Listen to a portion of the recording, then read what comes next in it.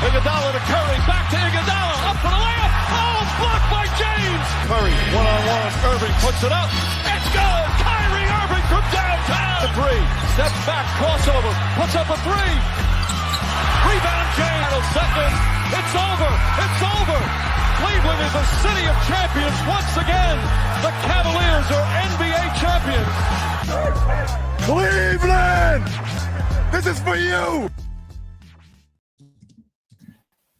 Good evening, everyone, and welcome to another edition of the Block the Shot to Stop. We are your friendly neighborhood Cavs fans podcast, and even though we are dead smack in the middle of the NBA Finals, it is the Cleveland Cavaliers offseason, so we're going to start and talk a lot about the big news for the Cavaliers today. That is Darius Garland will be getting surgery on the turf toe that really limited him in the playoffs.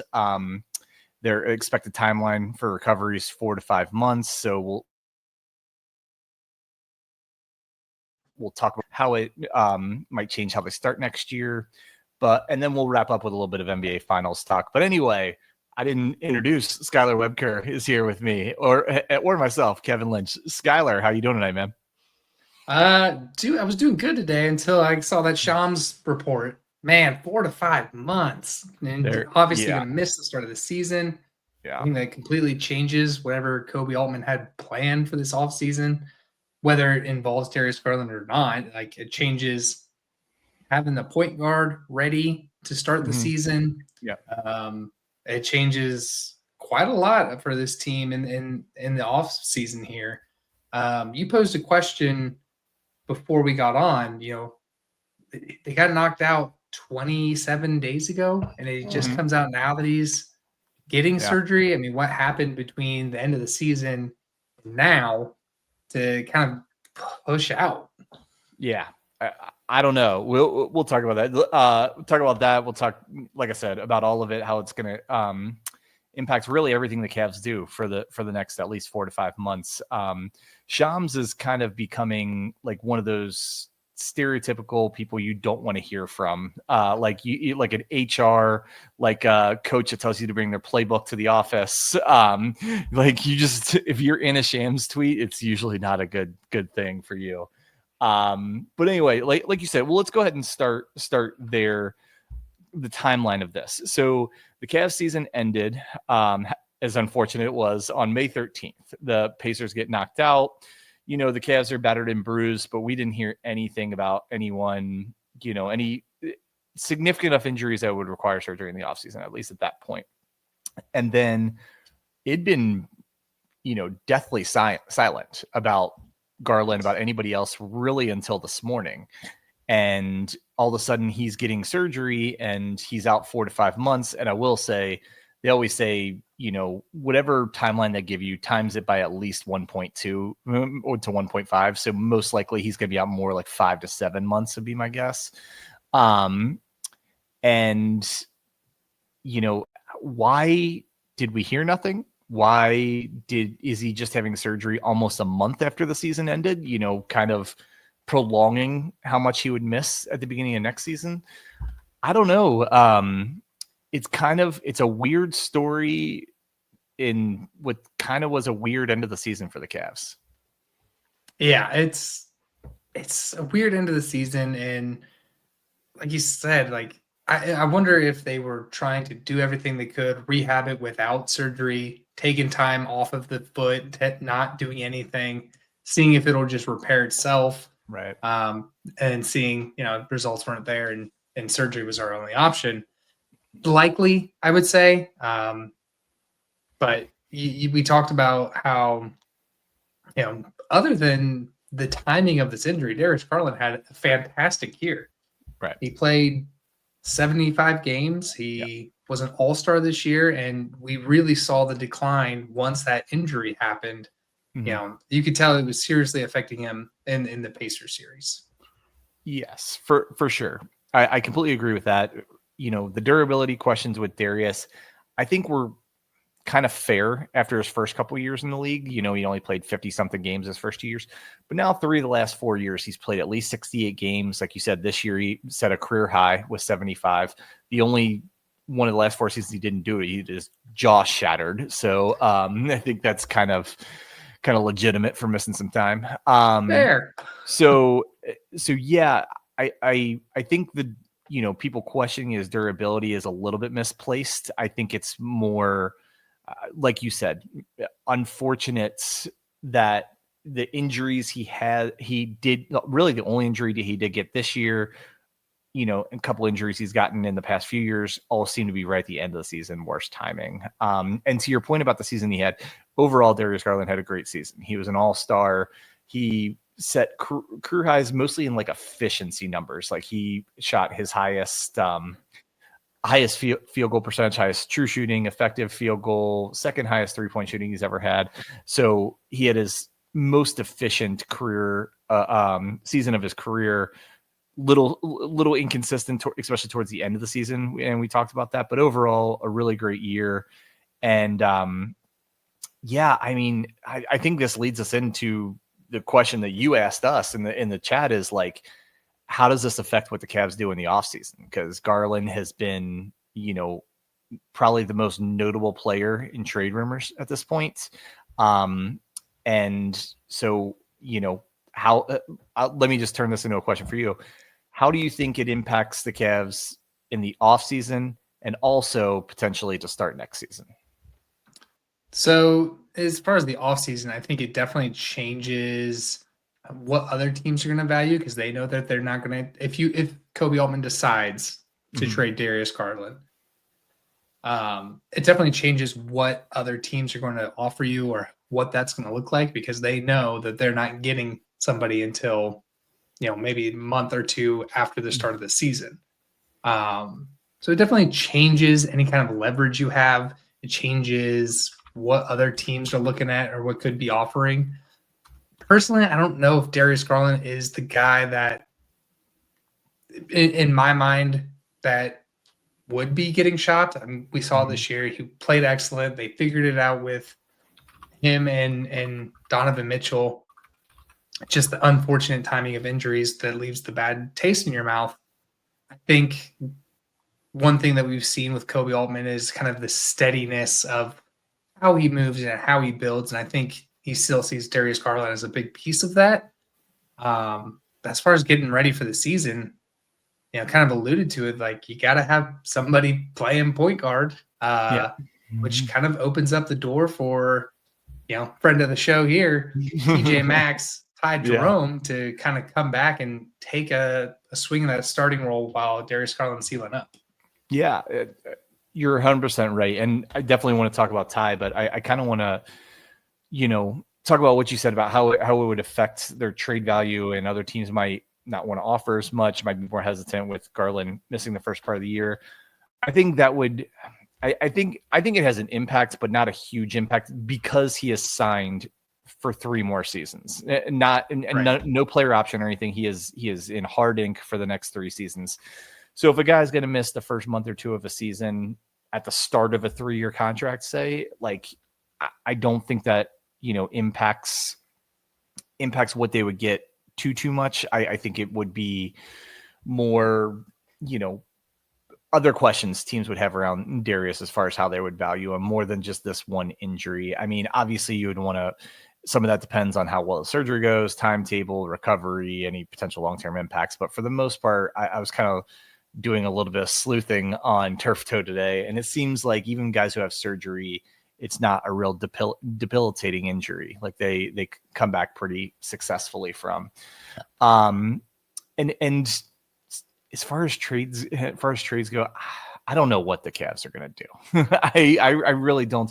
I actually see a fair argument for most arguments that people have. I mean, there are some crazy trades out there, don't get me wrong, but like, people saying I could get on board if we have to trade Garland or Mitchell because it's not working together, or we have to trade Allen, like most likely Allen, because he doesn't pair that well with Mobley.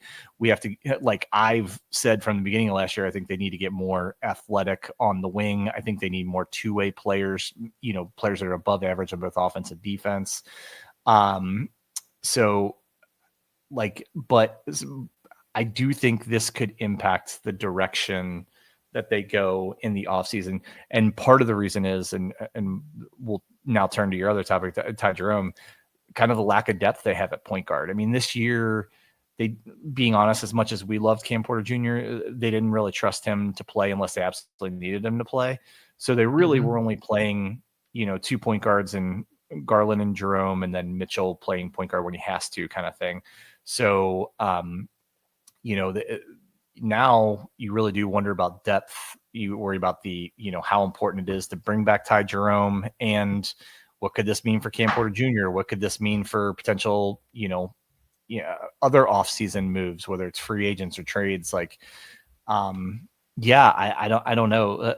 But to Ty specifically, I think this does impact him a little bit coming back, a higher likelihood of coming back. But if I'm being honest, I thought he was kind of coming back anyway. I thought from the beginning he's coming back, and I still think that. That's what all the rumors are, is that they're probably bringing Ty Jerome back. It might mean shedding maybe an Isaac Okoro or something, but it seems like that's the front office's motion right now, is to get Ty Jerome back. Yeah, I agree with that. The other thing with Darius and with the Cavs is,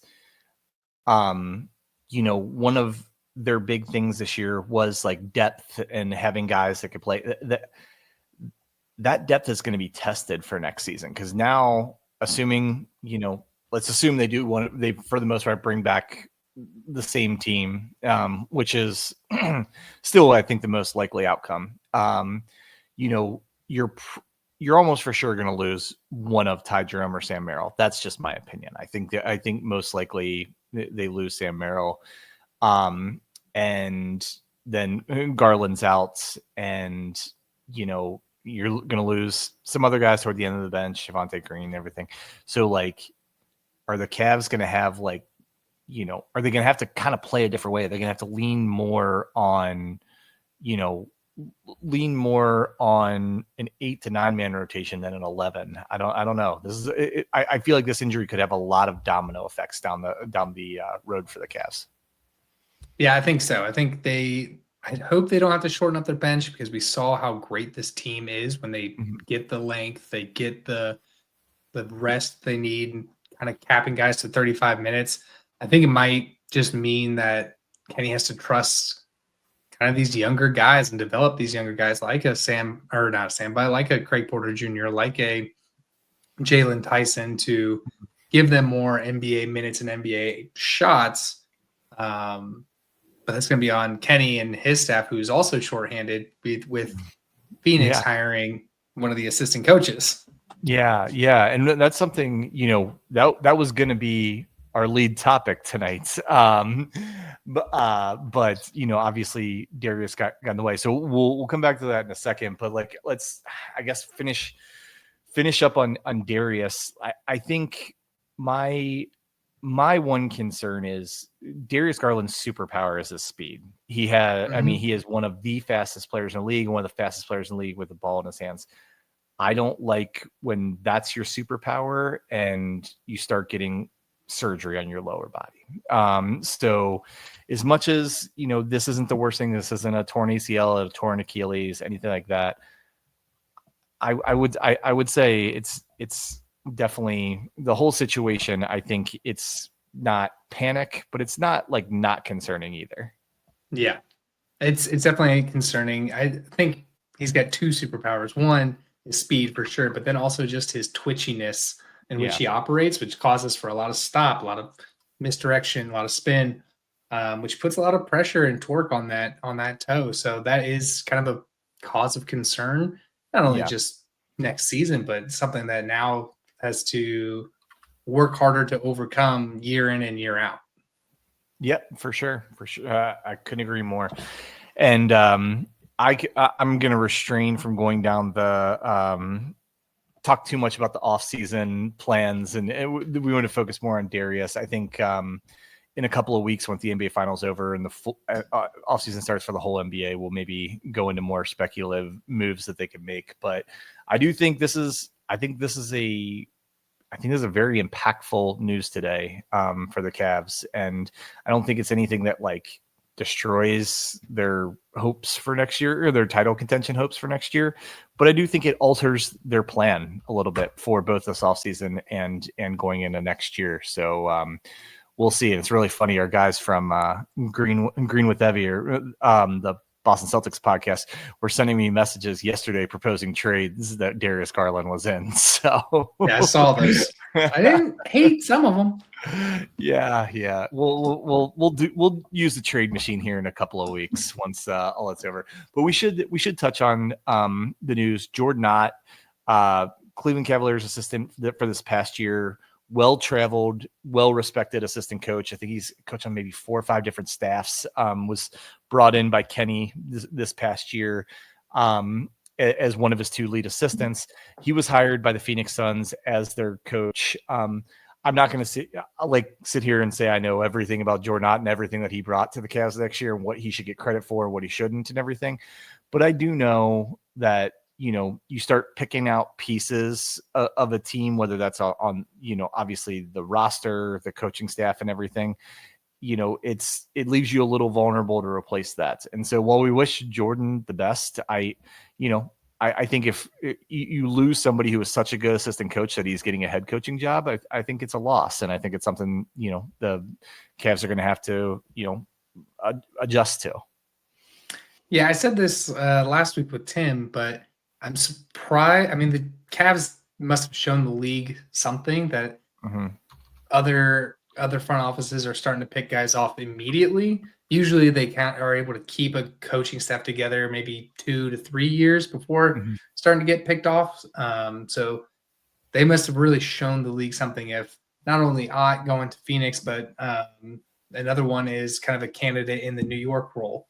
So with all these other teams kind of starting to pick guys off or looking to pick guys off, you hope that Kenny is the driving engine in this and able to replenish these guys with his well-traveled, history throughout the league and coaching staffs.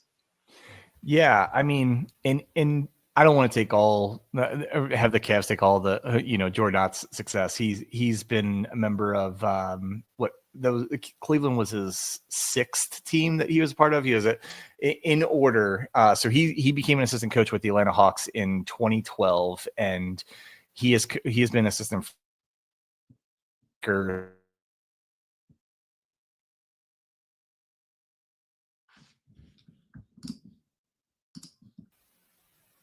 All right, so Skylar, you have any kind of final thoughts on the Cavs losing Jordan Ott, and if maybe this would have any kind of big impact on them going into next season? I think it'll just be different. You hope that said, like with Kenny's prestige around the league and Kenny's time in the league, that he's able to use that network to find guys to fill the role that he brought Ott in. Kind of that sustained success that you see in Golden State's coaching staff or something like that, where you're just kind of able to cycle guys through because of the system that you put in place. Yeah, no, I completely agree. And, while it's certainly a loss, maybe it'll be an opportunity to bring in a coach that could complement the team in a different way. The offense was obviously immensely successful this past year. Maybe they can bring in somebody that specializes in some of the things the Cavs don't do as well with that spot on the coaching staff. So, sure. So with that, unfortunate Cavs news today, but had to talk about it. We'll certainly keep tabs on the Darius Garland story, the recovery, and kind of bring you more on that as there's more to come. But before we get out of here, Skylar, there's still basketball going on, so let's talk about it a little bit. The NBA Finals. We are currently at like 1-1 tie. Pacers won Game 1 in the most Pacer way possible, like absolute insanity. The Thunder really took control of Game 2 early and kept the Pacers from pacering like they usually do. So, Skylar, what are your thoughts on the first couple of games of the NBA Finals and where you think it might go from here? So fun. I really love that this is a finals where a new team is about to get their championship. Either way, one of these teams are about to get their first title. I love the way that both these teams play. They're aggressive, they're physical. I said before the show, like it was a really vindicating that the Pacers did exactly what they've done to every team in the playoffs so far, to the Thunder, kind of just robbing that first game, ripping the hearts out in the buzzer beater shot in the final moments. I know you have a great statistic around that, but it feels good having that happen to not just the Cavs.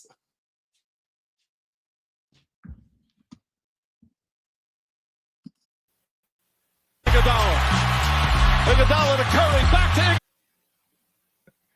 Yeah, so the stat I saw about the Pacers and their crazy comebacks were there was they had less than a 2% chance of winning the game with like 3 minutes left, and then came back and won 4 different games in each of the 4 series. Like basically they have next to no chance of winning, and then somehow they come back in all the craziest ways you possibly can. And I agree with you. I mean, I think they're a really, really good team that just struggled at the beginning of this year. They were really good the last like 3 or 4 months of the regular season, and then obviously in the playoffs. But I think, you know, I think they're built for the playoffs. You know, Halliburton, it just rises to the moment in the playoffs, offensively and defensively. We talked a lot when, you know, the Cavs were going to play the Pacers and when they were playing them that he traditionally is not a good defensive player. He's been an above average defensive player in the playoffs. I talked a lot about it. I just love the tenacity of their defense and, you know, how hard a lot of their guys play, both offensively and defensively. And the Thunder are like who we thought they were. Like they're the best team in the NBA. They have the best defense I've seen in years. Like their defense is so swarming, especially their perimeter defense. And SGA is a deserving MVP. I mean, it's been really, really good basketball from both of those teams, not only in the NBA Finals, but throughout the playoffs. And I think it's going to be a really, really fun series the rest of the way. The one other thought I had, and we'll talk about the finals, but this is a Cavs podcast, so I'm going to loop the Cavs into it. I don't think this year's Cavs team could play in this series. Like they, you know, for as much as we say it was injury luck and things like that, I don't think the Cavs team is as aggressive as these two teams are. And they aren't, they get more rattled by pressure defense and by, you know, the intensity of the moment than either of these teams do. So while I'm incredibly impressed by these two teams, I can't keep myself from defaulting to like, why are they different than the Cavs? And I like, as much as I love this Cavs team and love all the players on it, I don't see them being able to play at this level in the NBA Finals, at least this season. Yeah, I think we talked about it when their season ended, was they just need some playoff dudes. This is just a team full of nice guys, and they need some playoff dudes, guys that are willing to be the heel, be the spur in somebody's side, like not get along with the other team. Like, I think for all the flack that Draymond Green gets, and most of it rightfully so, he is that guy when the playoffs do come. Yeah, and I can't stand him, but I agree. I agree with the point. And it's not just the players. Like part of it is, I don't think Kenny's ready to coach a team to the NBA Finals or to an NBA championship. As good as he was in the regular season, Rick Carlisle has put on a coaching clinic this playoffs. Like he has elevated himself to someone who was a very good coach, borderline Hall of Fame coach, to someone who is now elevating himself to in the conversation of the top 8 to 10 coaches of all time. Like this is a 6th NBA Finals overall, 4th as a coach. Like, and you know, to take the different types of teams he has, and you know, he took a Dallas team and beat the Miami Heat when they were the Heatles, right? And if he can take this Pacers team to beat the Thunder, who were frankly the best regular season team since the height of the Warriors several years ago, this guy is incredibly impressive. Hasn't lost, even though we thought maybe he did. But yeah, I mean, I love watching basketball, and this is really, really good basketball. But I can't help but think like the Cavs are a little bit of experience and maybe a couple of moves away from being able to compete at this level as the Pacers and Thunder are. I would agree. I think they're a few pieces away, and I think maybe just some maturity and maturation as these guys. Yeah, everybody's so young on the Cavs team. Get some veteran players in there. Get some veteran experience in this lineup, and then we can hopefully make that final run. So with that, we can kind of call it here. I'm Skylar Webker. He's Kevin Lynch. Tune us in for every Tuesday. We'll be coming out with more and more Cavs content throughout the offseason. Keep everybody up to date. We'll get on and do emergency podcasts whenever big moves happen. But for now, let's just keep enjoying being Cavs fans. Keep enjoying these NBA finals. And we'll go ahead and we'll catch you next week. See ya. Go Cavs.